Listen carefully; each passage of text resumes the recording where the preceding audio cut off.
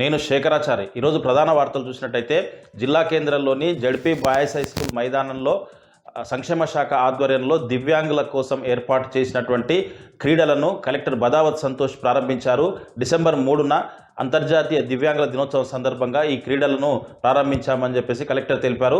దివ్యాంగులు ఎవరు కూడా అధైర్యపడొద్దని చెప్పేసి, అంగవైకల్యం అనేది తన శరీరానికి మాత్రమేనని, మనసుకు కాదని చెప్పేసి ఎవరు కూడా అధైర్యపడకుండా తమకు ఉన్నటువంటి ప్రతిభను చాటాలని చెప్పేసి ఆయన తెలిపారు. దివ్యాంగులతో కలిసి కలెక్టర్ షాట్ పుట్ ఆడి వాళ్ళను ఉత్తేజపరిచారు.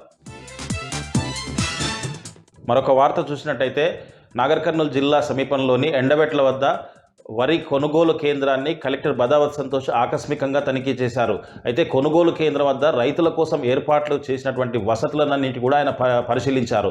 రైతులకు ఎలాంటి ఇబ్బందులు కలగకుండా అక్కడ అన్ని వసతులు ఏర్పాటు చేయాలని చెప్పేసి, తేమ శాతం కూడా ఎక్కువగా ఉండకుండా రైతులు వడ్లు తీసుకురావాలని చెప్పేసి, రైతులను ఇబ్బంది పెట్టకుండా వాళ్ళకు తగిన సూచనలు సలహాలు ఇచ్చేసి ముందస్తుగా వాళ్ళను అలర్ట్ చేయాలని చెప్పేసి కూడా సంబంధిత అధికారులను కలెక్టర్ ఆదేశించారు. వెల్దండ మండల కేంద్రంలోని బీసీ హాస్టల్ వసతి గృహాన్ని కలెక్టర్ బదావత్ సంతోష్ ఆకస్మికంగా తనిఖీ చేశారు. అక్కడ ఉన్నటువంటి మౌలిక వసతుల లేమిని ఆయన పరిశీలించారు. కొద్ది రోజుల క్రితం ఫుడ్ కమిషన్ అక్కడ పర్యటించడంతో అక్కడ వసతులు సరిగ్గా లేక విద్యార్థులు అనేక ఇబ్బందులు పడుతున్నారని చెప్పేసి, ఫుడ్ సక్రమంగా పెట్టడం లేదని చెప్పేసి కలెక్టర్ దృష్టికి ఫుడ్ కమిషన్ తీసుకెళ్ళింది. అయితే ఈరోజు కలెక్టర్ ఆకస్మికంగా ఆ హాస్టల్ను సందర్శించి అక్కడ ఎలాంటి వసతులు లేకుండా ఇబ్బందులు పడుతున్నారు, తర్వాత విద్యార్థులకు ఎలాంటి వసతులు సమకూర్చాలనే అంశంలో భాగంగా ఆయన ఆకస్మిక తనిఖీ చేసి విద్యార్థులకు ఫుడ్ విషయంలో కానీ ఏ విషయంలో కూడా సంబంధిత అధికారులు ఇబ్బందులు లేకుండా చూడాలని, ఒకవేళ ఇబ్బందులకు గురైతే ఆ సంబంధిత అధికారులకు పైన చర్యలు తప్పవని చెప్పేసి ఆయన హెచ్చరించారు. కలెక్టర్ వెంట ఆర్డీఓ సీను నాయక్తో పాటు పలువురు అధికారులు పాల్గొన్నారు.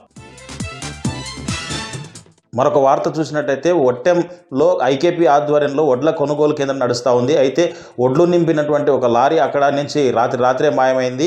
దానికి ట్రక్ షీట్ కూడా రిలీజ్ చేశారు. అక్కడి నుంచి గుడిపల్లిలో ఉన్నటువంటి సీతారామాంజనేయ మిల్లుకు వెళ్లాల్సినటువంటి లారీ ఎక్కడికి వెళ్ళిందో అని చెప్పేసి రాత్రంతా కూడా అయోమయానికి నెలకొనగా ఆ లారీ బ్లాక్ లిస్ట్లో ఉన్నటువంటి ఒట్టెం సమీపంలో ఉన్నటువంటి తుల్జాభవాని రైస్ మిల్లో అది అన్లోడ్ చేసినట్టుగా అక్కడ ప్రజలు చెప్తున్న పరిస్థితి కనిపిస్తూ ఉంది. మొత్తంగా చూసినట్టయితే దీని వెనక అంతా కూడా కొంతమంది కాంగ్రెస్ సంబంధించినటువంటి దళారులు తమ సొమ్ము చేసుకోవాలని చెప్పేసి కూడా ఈ కుట్ర తెరలేపి అక్కడికి వడ్ల లారీని తరలించారని చెప్పేసి కూడా అక్కడ ప్రజలు ఆరోపిస్తున్నారు. ఏదేమైనప్పటికీ ఈ కుట్ర చేసినటువంటి వారిపైన అధికారులు అప్రమత్తమై వెంటనే చర్యలు తీసుకోవాలని చెప్పేసి, లేని పక్షంలో పెద్ద ఎత్తున ఇలాంటి అక్రమాలు నడుస్తున్నట్టుగా గుర్తించాల్సి వస్తుందని చెప్పేసి కూడా ప్రజలు ఆరోపిస్తున్న పరిస్థితి కనిపిస్తూ ఉంది.